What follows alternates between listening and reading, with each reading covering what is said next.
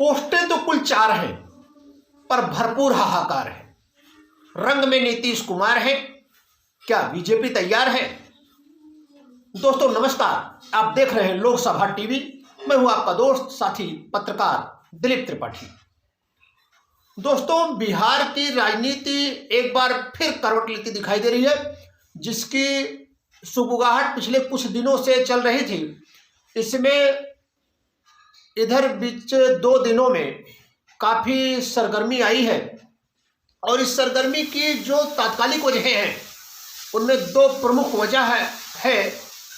एक तो प्रभु श्री राम के मंदिर में प्रभु श्री राम का भव्य प्राकट्योत्सव, रामोत्सव, और जिस तरह से प्रभु श्री राम के विग्रह को मंदिर में स्थापित किया गया और समूचे देश में उसकी जनमानस जो प्रतिक्रिया है वह वजह है। दूसरी वजह बिहार में जननायक कर्पूरी ठाकुर के भारत रत्न सम्मान की घोषणा, और उसके बाद जो कुछ सामने आ रहा है वह आने वाले कुछ दिनों में राजनीतिक दिशा दशा को बदलेगा। खासतौर से इसमें बिहार की राजनीति और इंडिया गठबंधन का भविष्य तय हो जाएगा। जाहिर सी बात है कि नीतीश कुमार जो बिहार की राजनीति में जो प्रासंगिकता उनकी है और जिस तरीके से उनका तेवर रहा, जो उनकी विचारधारा रही, उसमें उन्हें एक समय पर सुशासन बाबू नाम दिया गया। बाद में पलटू राम और इस टाइप के शब्दावली उनके लिए प्रयोग की जाती रही। आपने देखा कि किस तरह से उन्होंने अपने वर्चस्व को कायम रखने के लिए न सिर्फ पार्टी के अंदर, बिहार के अंदर, बल्कि देश के अंदर अपनी प्रासंगिकता और अपनी भूमिका तय करने के लिए अपनी रुचि के हिसाब से कदम उठाए। अब ताजा तरीन हालचाल जो है वह है बिहार के पूर्व सीएम, राष्ट्रीय जनता दल के सुप्रीमो, उनकी लाडली बेटी रोहिणी आचार्य, जो लालू यादव को अपनी संतानों में सर्वथा प्रिय इसलिए हो सकती हैं कि उन्होंने अपनी किडनी डोनेट करके लालू यादव की प्राण रक्षा की है।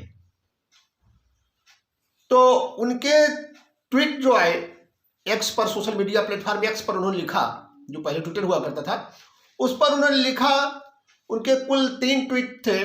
पहला तो था कि अक्सर कुछ लोग नहीं देखते अपनी कमियां, लेकिन कुछ ही दूसरे पर कीचड़ उछालने को करते रहते हैं बहुत बदतमीजियां। सीधा बदतमीजी शब्द का प्रयोग किया। और दूसरे में उन्होंने फिर लिखा, खींच जताए क्या होगा जब हुआ न अपना कोई योग्य, विधि का विधान कौन टाले जब खुद की नियत में हो खोट। उन्होंने साराना अंदाज में सुशासन बाबू की नियत में खोट बता दिया। फिर बैक टू बैक एक ट्वीट उनका और आया, समाजवादी पुरोधा होने का करते वही दावा है, हवाओं की तरह बदलती जिनकी विचारधारा है। और इस ट्वीट की प्रतिक्रिया होनी ही थी, तीव्र प्रतिक्रिया हुई भी। हालांकि मुख्यमंत्री नीतीश कुमार ने बड़ी सावधानी से कर्पूरी ठाकुर के बहाने बिहार के जनमानस को छूने की कोशिश की, और इसी बहाने उन्होंने प्रधानमंत्री मोदी की तारीफ कर दी, उनको थैंक बोला। बिहार के जननायक कर्पूरी ठाकुर को भारत रत्न देने के लिए, और कर्पूरी ठाकुर को यह कहते हुए कि उन्होंने कभी परिवारवाद की राजनीति को बढ़ावा नहीं दिया, और कुछ लोग ऐसे हैं जो हमेशा परिवार को ही बढ़ाने में लगे रहते हैं, यह इशारा था। और इसी इशारे पर यह पलटवार था रोहिणी आचार्य का। लेकिन जब सब कुछ गड़बड़ होते देखा तो फिर रोहिणी आचार्य ने अपने पोस्ट डिलीट कर दिए। लेकिन आग तो लग चुकी थी, और आग की लपटें बिहार से निकल करके दिल्ली तक दिखाई देने लगी, सुनाई देने लगी, और सभी लोग अपने अपने तरीके से इसमें हाथ सेकने को तत्पर दिखाई दिए। अब इस समझ में यह आसानी से आने योग्य बात है कि नीतीश कुमार अपना नफा नुकसान सोच रहे हैं, तो उन्हें क्या दिखाई दे रहा है समझ में तब नहीं आया था जब नीतीश कुमार ने यूं पलटी मारी थी और जिसे वो जंगल राज के पुरोधा बताते थे, जिन्हें वो परिवारवादी बताते थे, जिन्हें वो भ्रष्ट बताते थे और जिन पे के ऊपर वो माफिया तंत्र और आपराधिक लोगों से जुड़े होने का आरोप लगाते थे, उनके साथ सरकार बनाने चले गए। लेकिन नीतीश कुमार को जो लोग समझते हैं उनके लिए कोई मुश्किल चीज नहीं थी।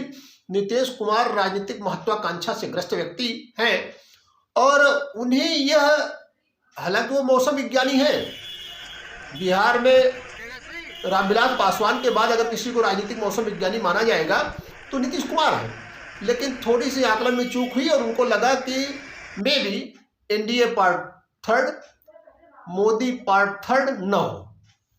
और फिर उनको लगा कि ऐसे में एक सर्व स्वीकार्य नेता के रूप में, सर्वमान्य नेता के रूप में और अपनी छवि के चलते उनकी किस्मत भी देवगौड़ा इंद्र कुमार गुजराल जैसी चमक सकती है और वह भी गैर भाजपा दलों के सर्वमान्य उम्मीदवार के रूप में प्रधानमंत्री पद को सुशोभित कर सकते हैं। वह चले गए, बीजेपी को ठेंगा दिखा दिया। फिर उसके बाद समय बहुत धीरे धीरे बदला राजनीतिक रूप में। इंडिया गठबंधन तो बना, गठबंधन सुस्त रफ्तार से आगे भी बढ़ा, लेकिन उसमें नीतीश कुमार का नाम नहीं बढ़ा और नीतीश कुमार के विरोध में उनके स्तर के, जो खुद को उनके स्तर का समझते थे, वह खुल करके सामने भी आ गए और भीतर खाने उसमें तमाम तरीके की रणनीतियां भी बनने लगी। नीतीश कुमार अपनी शैली के मुताबिक रूठने मनाने के खेल में लगे रहे, लेकिन अंततः उनके हाथ कुछ नहीं आया और इंडिया गठबंधन का भविष्य जैसा सबको दिखाई दे रहा है, नीतीश कुमार को भी कुछ दिखने लगा।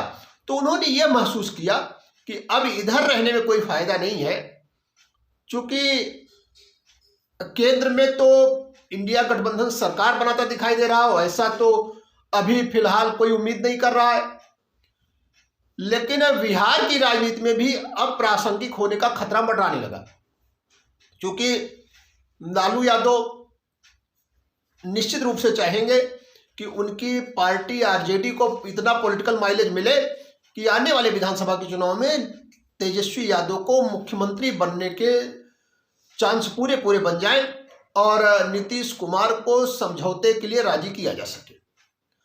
अब नीतीश कुमार आसानी से बिहार छोड़ने वाले नहीं है। उनको ये लगा कि भाई उधर दिल्ली में दाल गल नहीं रही, दिल्ली दूर हो गई है और बिहार में भी आरजेडी के साथ में आज नहीं तो कल मामला गड़बड़ होना ही है और ऐसे में प्रचंड राम लहर में राम जी करेंगे बेड़ा पार। तो हो सकता है कि बीजेपी से यहां नहीं सही तो दिल्ली में सही कुछ फायदा मिल ही जाए। तो नीतीश कुमार यह बात बखूबी समझ रहे हैं और उन्होंने, नीतीश ने बीजेपी के साथ जाना उचित समझा और अभी अगर नहीं भी गए, रुक भी गए तो बहुत दिन तक रुकेंगे नहीं और कोई ठीक ठाक इशारा मिलते ही दिल्ली से वो उधर प्रस्थान कर जाएंगे।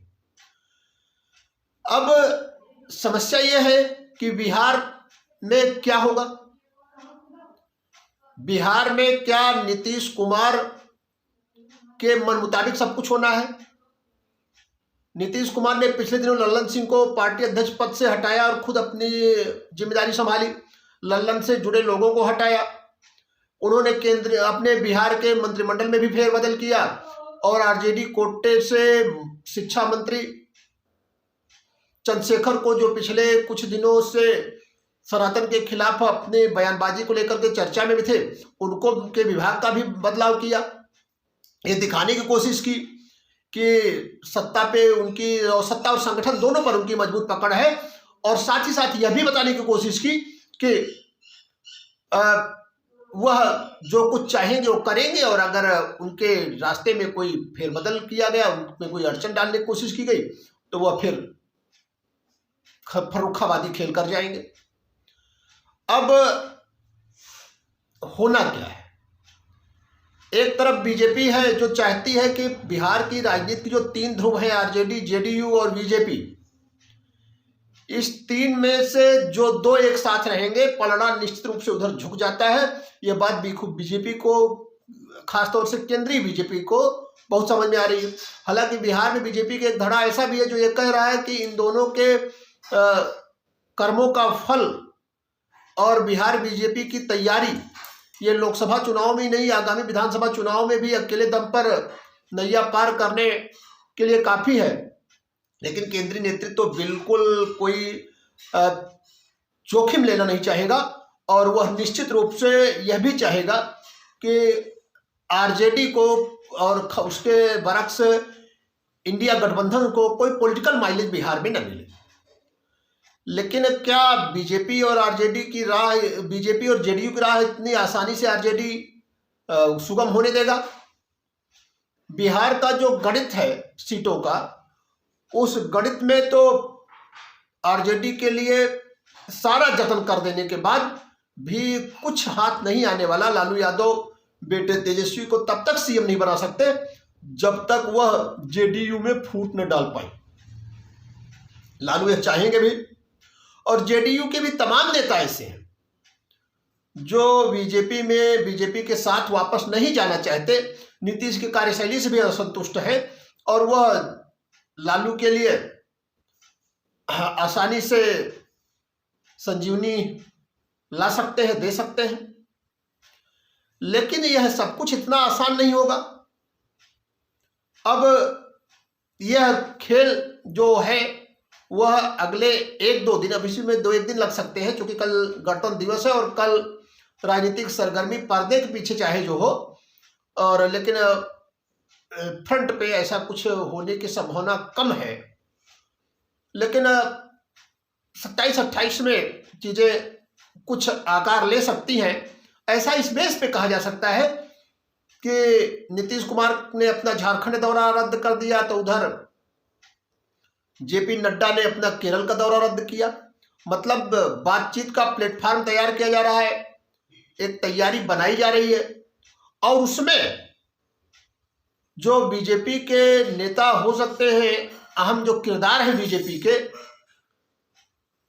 खासतौर से सम्राट चौधरी की बात कर ले, वो दिल्ली पहुंच गए हैं। तो आने वाले समय में निश्चित रूप से यह देखने में आएगा कि बिहार में बहार तो है, लेकिन जो नीतीश ने कहा था नीतीश सबके हैं, तो अगले दो एक दिनों में पता चल जाएगा कि हाल फिलहाल नीतीश किसके हैं। जय हिंद, जय भारत।